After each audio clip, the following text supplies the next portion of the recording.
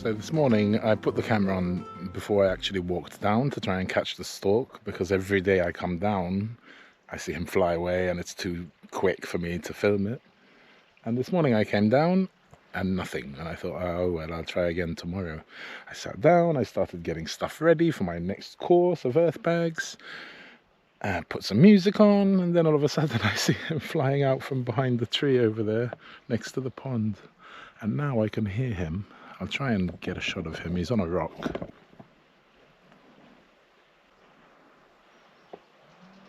He's becoming a resident. I think we're going to have to try and get one of those big long poles so he can make a nest. Wouldn't that be awesome? Let me try and get a tiny bit closer. Bye, stork. See you tomorrow.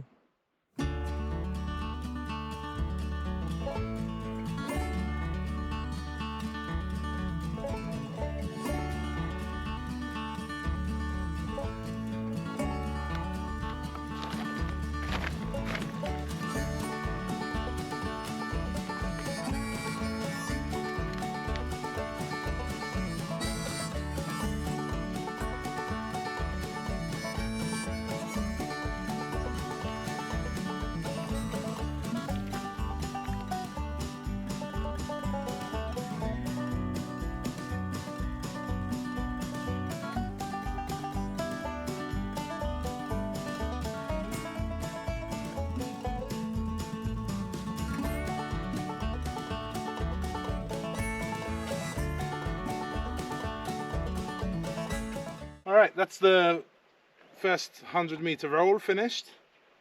I think I might have enough. I've got another 100 meters, so hopefully it'll be enough, because I won't need much more if it is more than that, and I don't want to buy a whole other roll.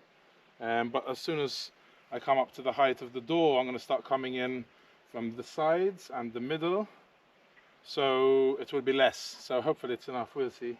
Before I start filling, it's been three courses since I put wire here, so I have to put wire to tie the chicken wire onto it once it's done, and the cob or whatever I use will have something to hold on to.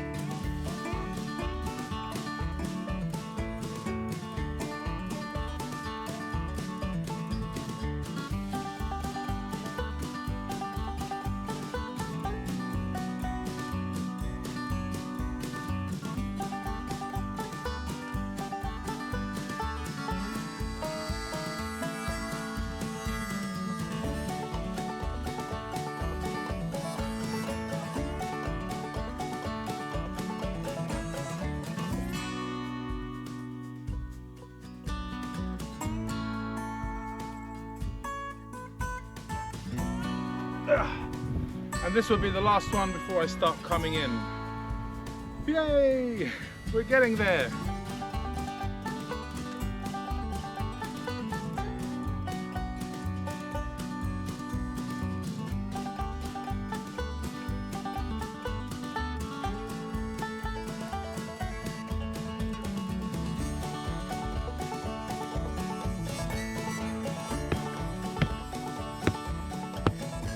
Now this, as you may have noticed, is not a dome, it's a square base. So I'm not going to just lay incrementally the sacks inwards, because apparently when it's a square it's not very solid like that. So what I am going to do is I'm going to cut a couple of pine trees, probably around that circumference or diameter, whatever you want to say. And so now I'll put one beam over here and lay the next sack here. So I'll go in the width of the beam and then again next course, and slowly put in beams like that. So I'm going to go sharpen up my chainsaw and go look for some pine trees, which we do want to cut because of the danger of processionary caterpillars. So we've got quite a few over here. I'll just go around there, see what I can find. Let's do this.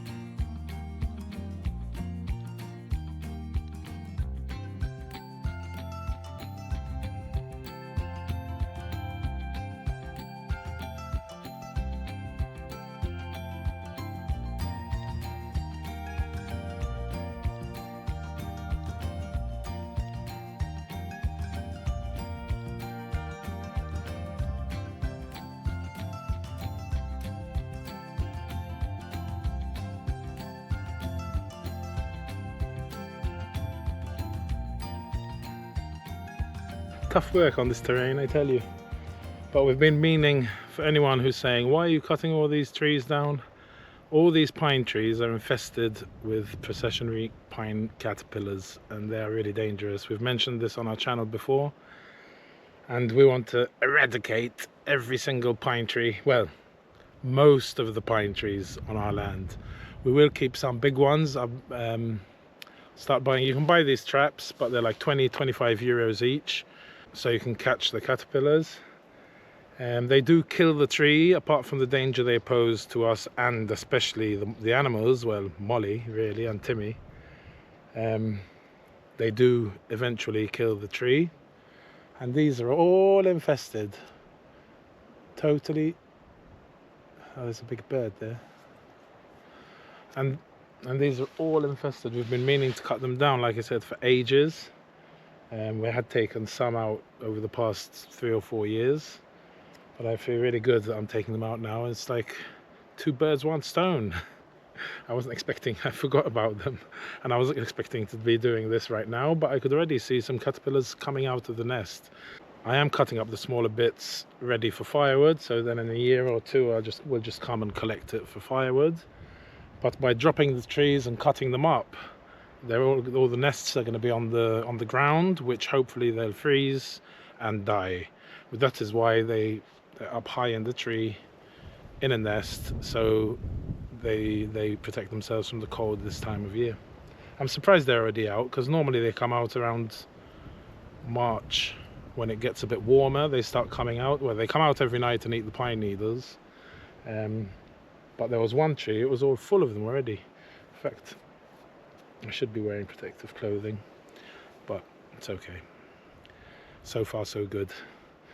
I'll show you quickly what I mean. Can you see them there? There's one there, on every single thing, one in the middle, completely, all of them are completely full of processionary pine caterpillars. So yeah, I'm very happy to be killing 2 birds with 1 stone and getting rid of this problem once and for all of them. Look. So pine trees be damned.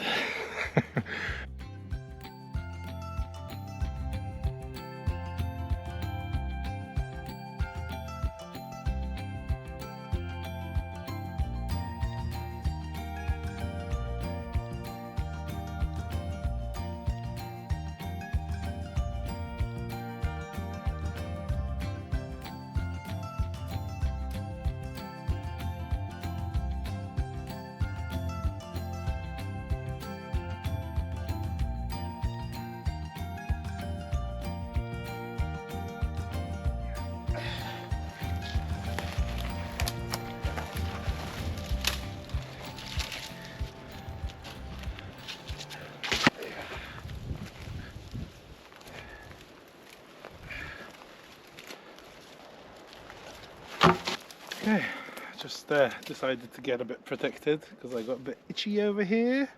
Put some antihistamine on. Safety first. Right, I need another 8. Let's do this.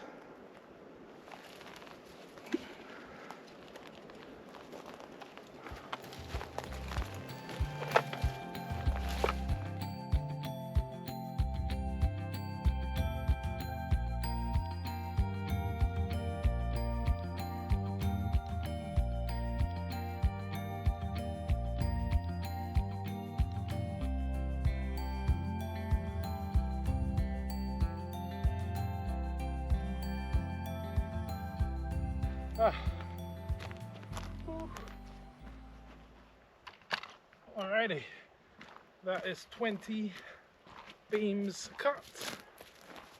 I've just got to carry them here, and then I'll debark them over here, just in case there's any of those caterpillar hairs.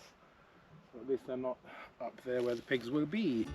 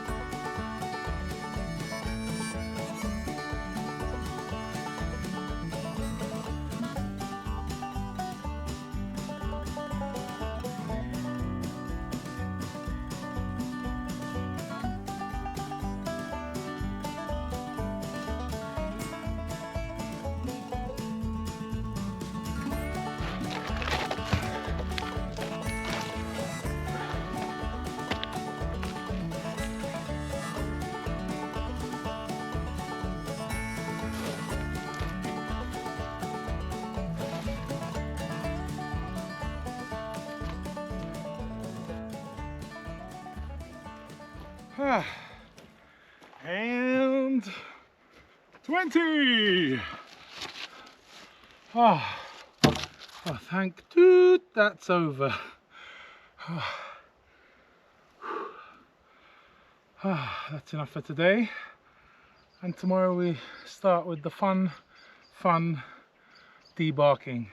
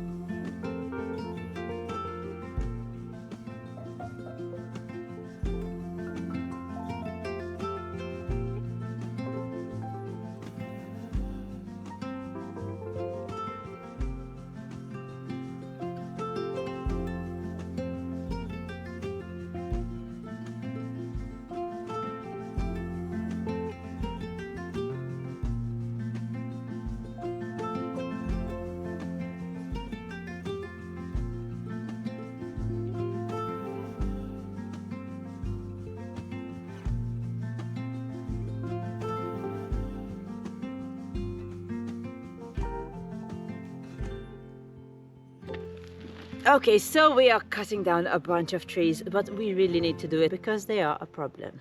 And they are slowly dying, because every time we cut down a few, the next year we have even more processionary caterpillars destroying the other ones. Because the less trees they find, the more nests we're finding on a single tree. But we are not just cutting down trees and that's it. We do want to regenerate our land. So for every tree we cut down, we're planting 2. And underneath this beautiful cork tree, there's loads, like hundreds of these little cork trees growing.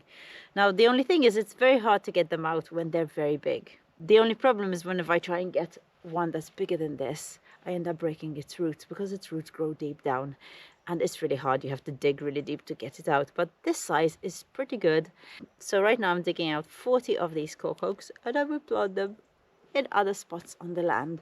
And the reason why I'm not keeping them underneath this tree is because it's for nothing. They're not going to grow so close together underneath another massive tree where there's just too much competition. So these little babies are getting a new home.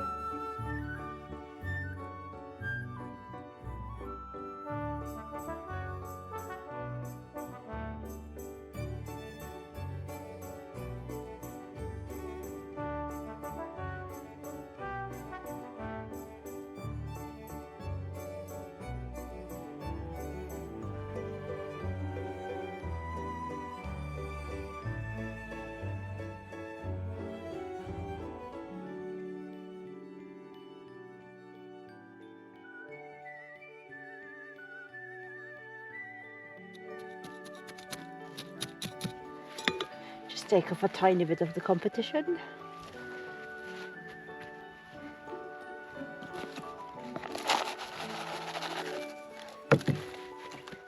Give it some of its mother soil. Let me just show you what I chose.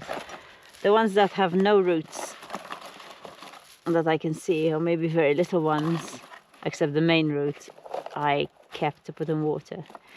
The others, a lot of them had roots, but the ones that just had a little bit like this, I put them in the ground too, because I think they will make it.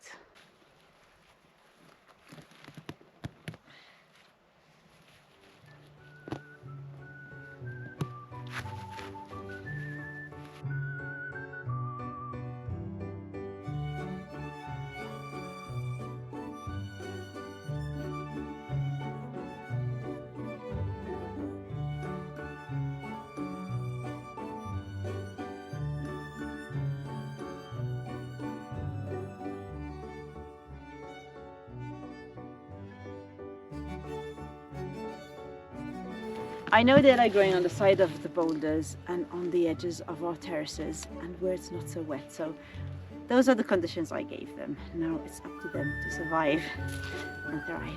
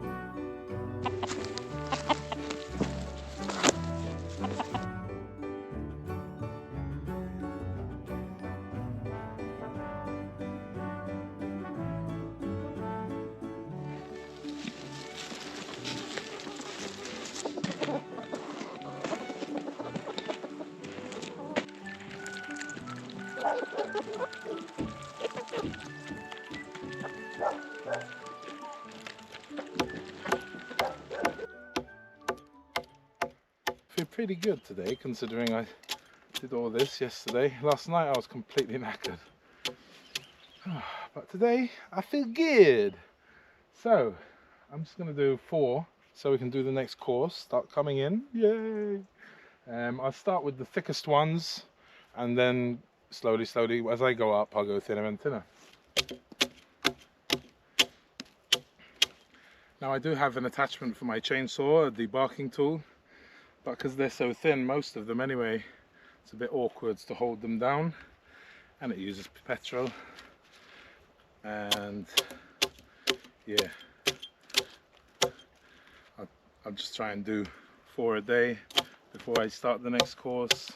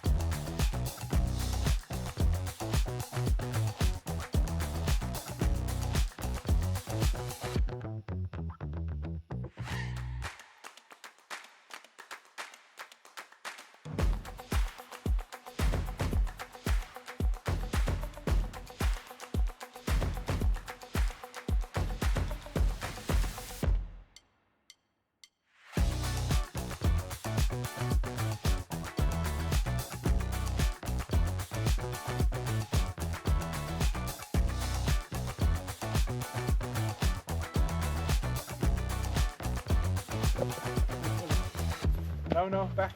No, you have a bad pawpaw.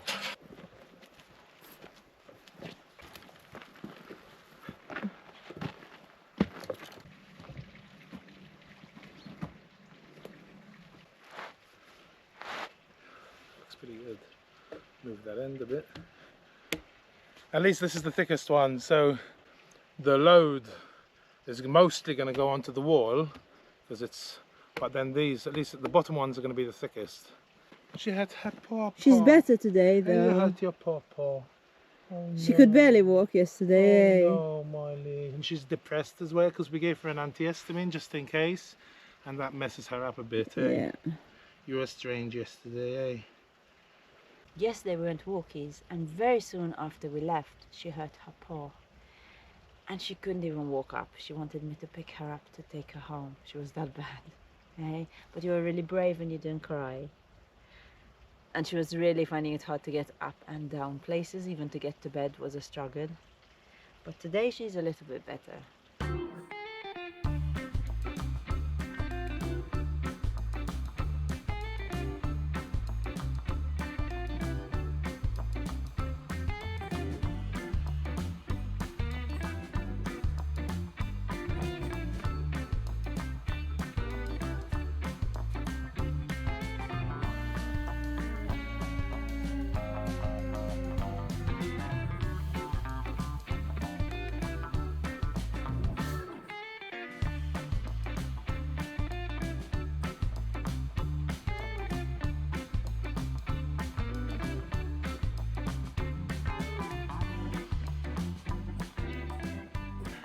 sanding and debarking.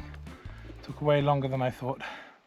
I'll have to think of something better tomorrow, or for the next course anyway, the next 4 posts, beams.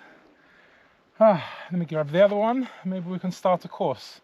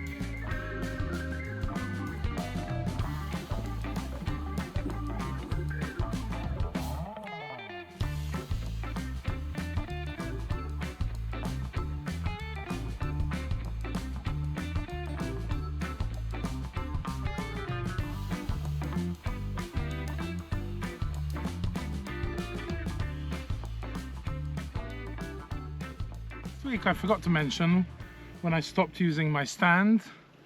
Yeah, it was getting too high after I think the second course.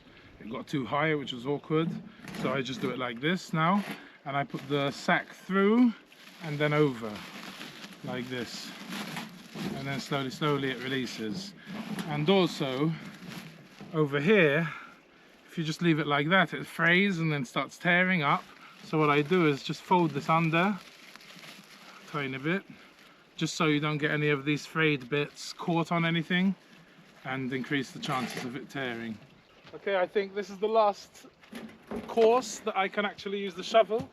We'll have to switch to buckets, which is a pain in the butt because I have to use the shovel to fill the bucket and then the bucket to fill the bucket. I like to cut the middleman out. Oh, it's really nice that the soil is ready. That's I picked through all the organic matter, because I tell you, the last couple of courses on my own, it was taking ages. That was 2. Nice fluffy soil, eh? We go for 5 because it's the first one. I'm going to move slightly, very little, slightly in.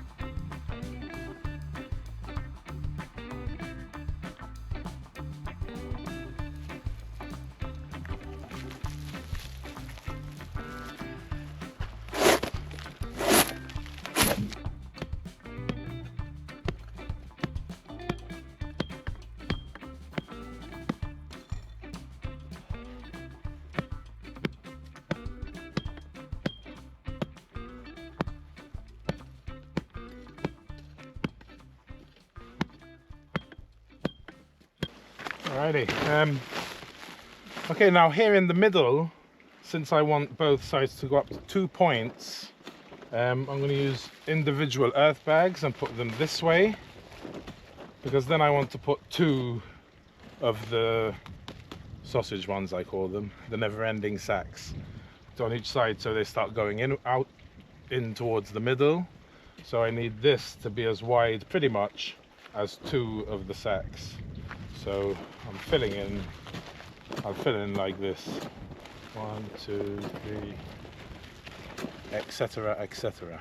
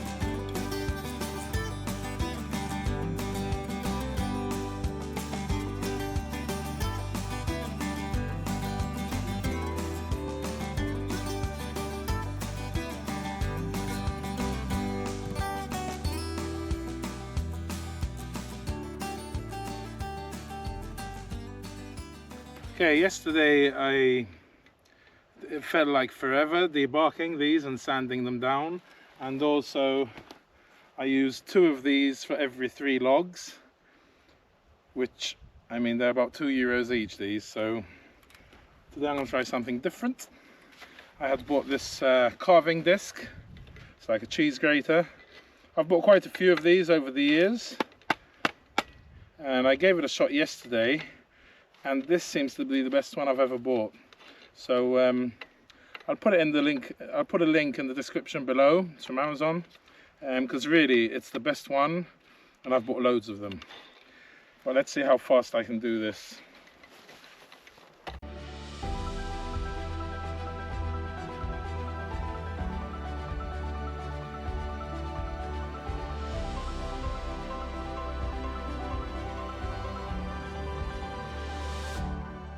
All right, that didn't take long at all.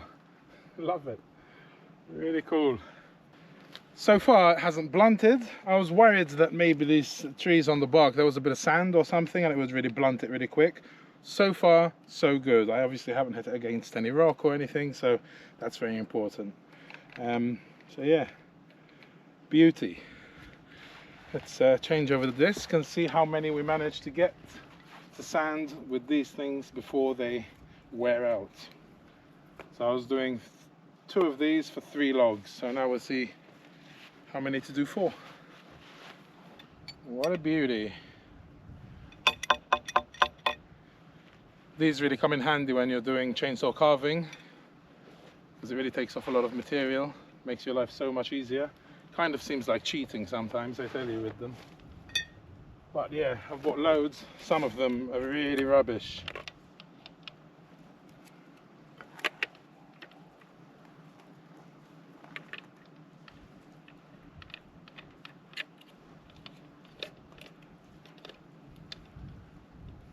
Right, let's see if this is going to be faster or not, and easier on the disc.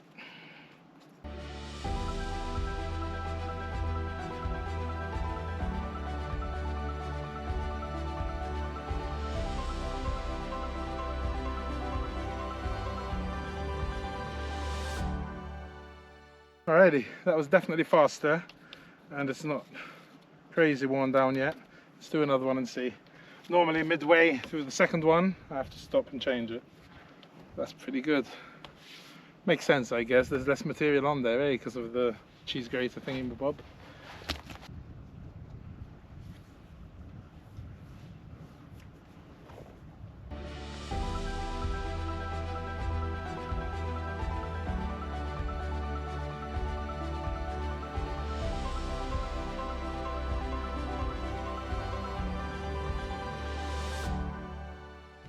I'm on my 4th one, just a tiny bit of the 4th one, and it's pretty worn down, just as much as yesterday's. So more than twice as efficient doing it this way, and I feel like I've been working for what, an hour and a half? Yesterday it took me like 4 hours to do 4 of them, so much faster and cheaper. Love it.